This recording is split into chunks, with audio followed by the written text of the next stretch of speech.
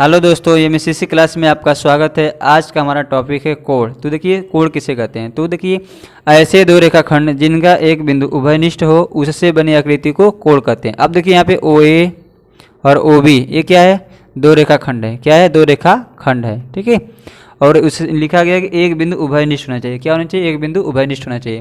तो O क्या है, O क्या है, उभयनिष्ठ बिंदु है। ठीक है, तो इससे जो आकृति बन रही है यानी OA और OB से इसमें जो आकृति बन रही है उसे क्या कहते हैं, कोण कहते हैं। अब हम आगे देखेंगे कोण के प्रकार। ठीक है, तो हमको आज कौन कौन सा कोण पढ़ना है। ठीक है, तो आसन्न कोण पढ़ना है, रैखिक युग्म पढ़ना है, संगत कोण पढ़ना है, शीर्षाभिमुख कोण, एकांतर वाय कोण, एकांतर अंतः कोण और सम्मुख कोण। ठीक है, एक एक करके हम लोग सबको पढ़ेंगे। तो सबसे पहले हम लोग देखेंगे आसन्न कोण को। ठीक है, तो देखिए आसन्न कोण को क्या करेंगे देखेंगे। तो देखिए इसमें क्या होना चाहिए, आपके पास एक उभयनिष्ठ शीर्ष होना चाहिए। क्या होना चाहिए, उभयनिष्ठ शीर्ष। तो यहाँ पे क्या है, O है। O क्या है, उभयनिष्ठ शीर्ष है। और उभयनिष्ठ भुजा भी होना चाहिए। तो उभयनिष्ठ भुजा क्या है, OC क्या है, उभयनिष्ठ भुजा है।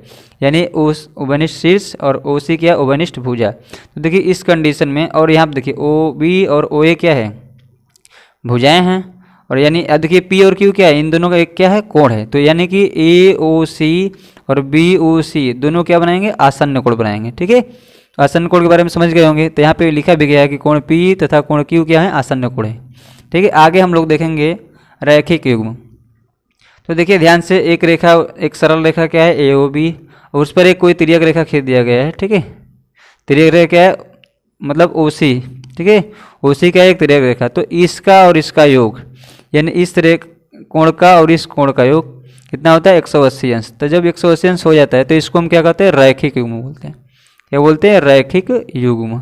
जब दो कोणों का योग क्या होता है, 180 अंश होता है तो रैखिक युग्म कहते हैं। ठीक है, अगला कोण है हमारा शीर्षाभिमुख कोण। क्या है, शीर्षाभिमुख कोण। तो देखिए शीर्षाभिमुख कोण क्या होता है, यानी कि जो गुणा की आकृति होती है, या फिर गलत बोल सकते हैं, गलत की आकृति, इस आकृति को हम क्या करते हैं, शीर्षाभिमुख कोण कहते हैं। इसमें क्या होते हैं, शीर्षाभिमुख कोण में क्या होता है कि चारों कोण क्या होते हैं, आपस में बराबर होते हैं।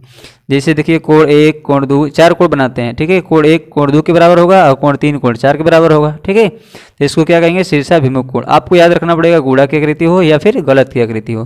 तो इस कंडीशन में क्या होता है, शीर्षाभिमुख कोण होता है। ठीक है, अगला कोण देखेंगे संगत कोण। ठीक है, संगत कोण देखिए। ठीक है, अब देखिए संगत कोण क्या होगा, तो आपके पास क्या होगी, दो समांतर रेखाएं होंगी और उसको एक तिर्यक रेखा काट रही होगी। तो ठीक है, इस तरह यहाँ पे आपको 8 कोण बने होंगे जिसमें से आपको संगत कोण देखना है। तो ठीक है, ध्यान से देखिए।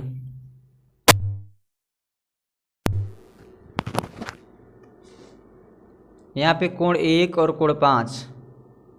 ठीक है, यहाँ पे देखिए कोण 1 और कोण 5 क्या होंगे, संगत कोण होंगे। ठीक है, उसी तरह 2 और 6 क्या होंगे, संगत कोण होंगे। 3 और 7 क्या होंगे, संगत कोण होंगे।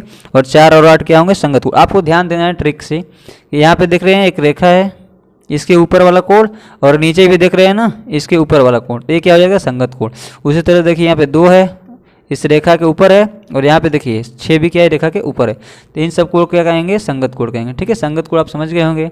अब आगे हम लोग देखेंगे क्रमागत कोण क्या होता है, अंतः कोण क्या होता है और संबंधित कोण क्या होता है। ठीक है, तो ध्यान से देखिए, यहाँ पे एक रेखा ये है और ये, इन दो रेखाओं को हम क्या कहते हैं, समांतर रेखा कहते हैं। और इस रेखा को क्या कहते हैं, तिर्यक रेखा।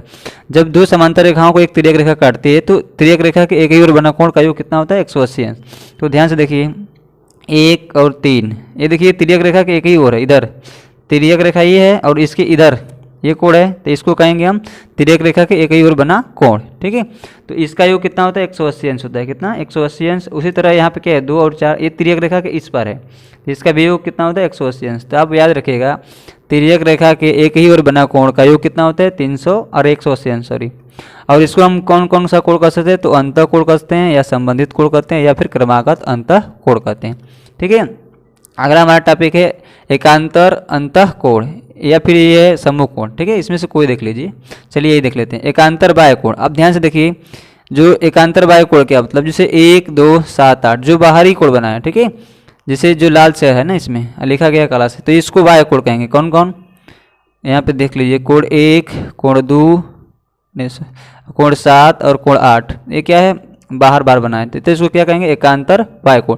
अब एकांतर कोण का मतलब क्या होता है, जिसकी आकृति जेड के आकार की होती है। किसकी, जेड के आकार की, ये इसको क्या कहते हैं, एकांतर अंतः कोण कहते हैं, एकांतर कोण कहते हैं। ठीक है, तो ध्यान से देखिए, तो यानी 1 और 2 और 7 8 ये क्या हो जाएंगे, एकांतर वाय कोण। और नीचे जो है 3 4 5 6 ये जाएंगे एकांतर अंतः कोण। ठीक है, 3 4 5 6 ये क्या हो जाएंगे, एकांतर अंतः कोण हो जाएंगे। ठीक है, अगला है आपका सम्मुख कोण। ठीक है, सम्मुख कोण को भी देख लीजिए। सम्मुख कोण का मतलब होता है सामने वाला कोण। ठीक है, तो देखिए यहाँ पे ए और सी यानी ए बी सी डी, तो ए के सामने वाला कौन सा कोण है, सी, और बी के सामने वाला कौन सा कोण है, डी। तो ये क्या हो जाएगा, ए और सी क्या हो जाएंगे, सम्मुख कोण हो जाएंगे। उसी तरह बी और डी क्या हो जाएंगे, सम्मुख कोण। यानी सम्मुख कोण का मतलब होता है सामने वाला कोण। तो ए का सम्मुख कोण सी होगा, बी का सम्मुख कोण क्या होगा, डी होगा। ठीक है, थैंक्स फॉर वॉचिंग। अगर अच्छा लगे तो चैनल को सब्सक्राइब करें और अच्छी अच्छी वीडियो प्राप्त करें।